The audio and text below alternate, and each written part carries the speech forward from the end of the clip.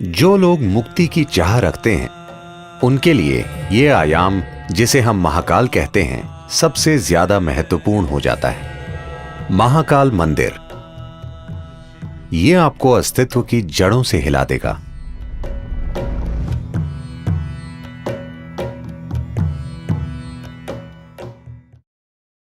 शिव एक ऐसे देवता हैं जिन्हें नाम नहीं देना चाहिए, क्योंकि उन्हें नाम देना उन्हें सीमित और छोटा करने जैसा है। साथ ही साथ उनके कई सारे नामों का संग्रह भी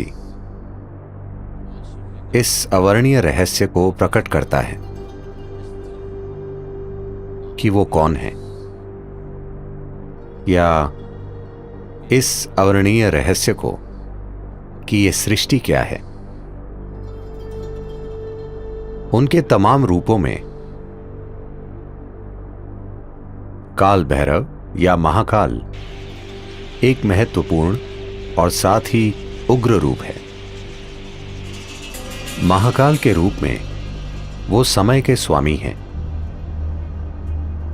काल भैरव के रूप में वो समय के विनाशक हैं। Kala means time. काल का अर्थ है समय। समय का आपको जो अनुभव है वो बस अस्तित्व का चक्र में घूमना है। पृथ्वी एक बार घूमती है, वो एक दिन होता है। चंद्रमा पृथ्वी का चक्कर लगाता है, उसे एक महीना कहते हैं। पृथ्वी सूर्य का चक्कर लगाती है, वो एक साल हो जाता है। हर चीज जिसे आप समय मानते हैं, आपकी घड़ी भी चक्रों से जुड़ी है। हर चीज जो भौतिक है वो चक्रीय प्रकृति की है। अणु से लेकर ब्रह्मांड तक हर चीज जो भौतिक है वो स्वाभाविक रूप से चक्रीय प्रकृति की है, और अपने भौतिक अस्तित्व के कारण और आप जो हैं उसकी भौतिक प्रकृति के साथ आपके जुड़ाव के कारण आपको समय का बोध है। अब आप यहां बैठे हैं क्योंकि आपके पास एक शरीर है, इसलिए वो समय का हिसाब रख रहा है। जब आप जीवन की चक्रीय गति से मुक्त हो जाते हैं तो हम कहते हैं कि आपने मुक्ति पा ली है या मोक्ष पा लिया। तो जो लोग मुक्ति की चाह रखते हैं, जो लोग मोक्ष प्राप्त करना चाहते हैं, उनके लिए ये आयाम, जिसे हम महाकाल कहते हैं, सबसे ज्यादा महत्वपूर्ण हो जाता है।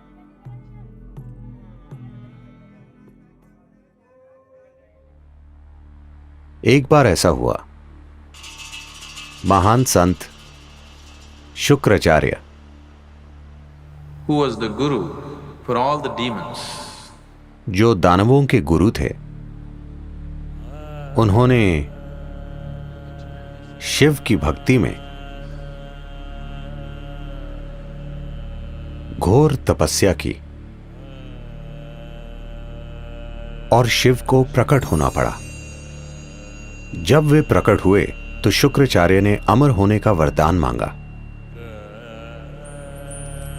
फिर शिव बोले, यह संभव नहीं है, जो भी जन्म लेता है उसे मरना पड़ता है, कुछ और मांगो। फिर शुक्राचार्य ने कहा, मुझे कायाकल्प की शक्ति दीजिए, जिससे मैं किसी भी तरह के घाव, किसी भी तरह की बीमारी को ठीक कर सकूं। मुझे ऐसी शक्ति दीजिए। शिव, जो परम उपचारक हैं, सभी जड़ी बूटियों और औषधियों के स्वामी होने के नाते, शुक्राचार्य को संजीवनी मंत्र दिया। वो मंत्र जो लोगों की किसी भी प्रकार की बीमारी या किसी भी तरह के घाव या चोट को ठीक कर सकता था। जब शुक्राचार्य को यह संजीवनी मंत्र मिल गया तो दानव बहुत ही निडर हो गए और वे युद्ध के बाद युद्ध छेड़ने लगे। सभी दानव जो युद्ध में जख्मी हो जाते थे, किसी भी तरह के गंभीर घाव से, शुक्राचार्य उन्हें संजीवनी मंत्र से ठीक कर देते थे। तो इस वजह से दानवों की सेना एक भी आदमी खोए बिना लगातार लड़ सकती थी। देवता बहुत चिंतित हो गए और उन्हें लगा कि यह बहुत अन्यायपूर्ण युद्ध है, क्योंकि आप चाहे कितना भी लड़ लें, वे मरते ही नहीं, मगर हम मर जाते हैं। तो वे ब्रह्म के पास गए। ब्रह्म ने हस्तक्षेप किया और शिव से कहा, आपने शुक्राचार्य को इस तरह की शक्ति दी है, आपको उन्हें मारना होगा, नहीं तो दुनिया में पूरी तरह असंतुलन आ जाएगा। in the world. दानव देवताओं के खिलाफ अनुचित फायदे में हैं। फिर शिव बोले, उन्हें मारने की कोई जरूरत नहीं है, मैं उन्हें काबू में कर लूंगा। तो जब देवों और दानवों का युद्ध चल रहा था, शुक्राचार्य मंत्र पढ़ रहे थे और सभी दानवों की चोटों और घावों को ठीक कर रहे थे।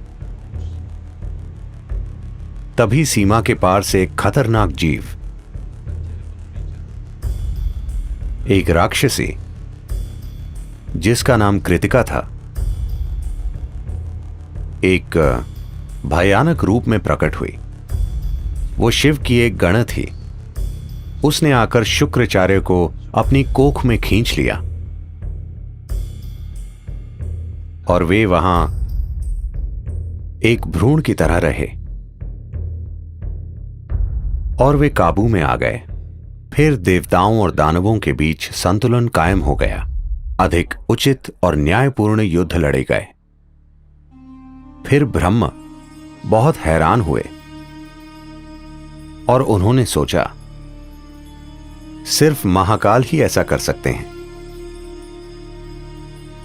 इंसान को मारे बिना वो पूरी तरह उसके जीवन को काबू में कर सकते हैं। शुक्राचार्य कृतिका की कोख में ही रहे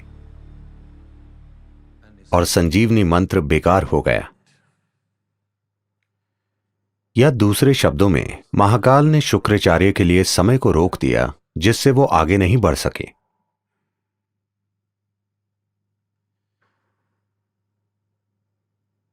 जब हम परे जाने की बात करते हैं, जब हम आध्यात्मिकता, योग की बात करते हैं, हम देखते हैं कि किस तरह समय और स्थान की सीमाओं से परे जा सकें, क्योंकि समय और स्थान अस्तित्व की भौतिकता से जुड़े हैं। एक बार आप आध्यात्मिक होने की चाह करते हैं, उसका यह अर्थ है कि आप भौतिक से अधिक कुछ होने की चाह कर रहे हैं।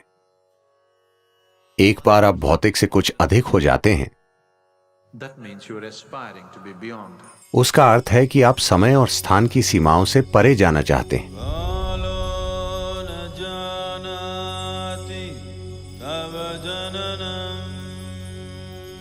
महाकाल मंदिर में जिस लिंग की प्राण प्रतिष्ठा की गई है, उसकी प्रकृति बेहद असाधारण है। यह आपको अस्तित्व की जड़ों से हिला देगा। यह प्राण प्रतिष्ठा वाकई अद्भुत है। इसका एकमात्र मकसद है कि ये किसी तरह आपको विलीन कर दे। इस मंदिर में पूरी तैयारी के साथ जाना चाहिए, क्योंकि यह बहुत शक्तिशाली है और कमजोर दिल वालों के लिए नहीं है। यह आपको अंदर से हिला देता है। हर दिन महाकाल को जो भेंट अर्पित की जाती है, वो शमशान से लाई गई ताजा राख है, क्योंकि उन्हें यही पसंद है और वो जैसे हैं उन्हें वैसा बनाए रखती है। दुर्भाग्य से मैंने सुना है कि We be getting so bloody civilized. हम इतने सभ्य होते जा रहे हैं, अब शायद कुछ आंदोलनकारियों के विरोध के कारण वो शमशान की राख का इस्तेमाल नहीं कर रहे हैं। दुर्भाग्य से वो गाय या बैल के गोबर का इस्तेमाल कर रहे हैं। ये सिर्फ संस्कृति से जुड़ी चीज नहीं है, इसके पीछे एक विज्ञान है। अगर हम शमशान से राख लाएं और कोई दूसरी राख लाएं, मैं आपको दिखा सकता हूं कि दोनों में क्या फर्क है। अनुभव के स्तर पर दोनों में बहुत बड़ा अंतर है और यह बहुत महत्वपूर्ण है कि इस प्रक्रिया को जारी रखा जाए। क्योंकि महाकाल का स्वभाव यही है। इस महाकाल रूप की मौजूदगी ही ऐसी है कि आपके वहां जाने पर सब कुछ विलीन हो जाता है, सब कुछ जलकर राख हो जाता है। इसका अर्थ है कि आप भौतिक से मुक्त हो जाते हैं। यह आपको परम मुक्ति की ओर ले जाता है। अगर आप इसे कोमलता से करना चाहते हैं तो हमारे पास यहां सब कुछ है। अगर आप उसे जबरदस्त तरीके से करना चाहते हैं, अगर आप वाकई जोर का धक्का चाहते हैं और आप कमजोर दिल वाले नहीं हैं, तो महाकाल मंदिर एक अद्भुत प्रक्रिया है।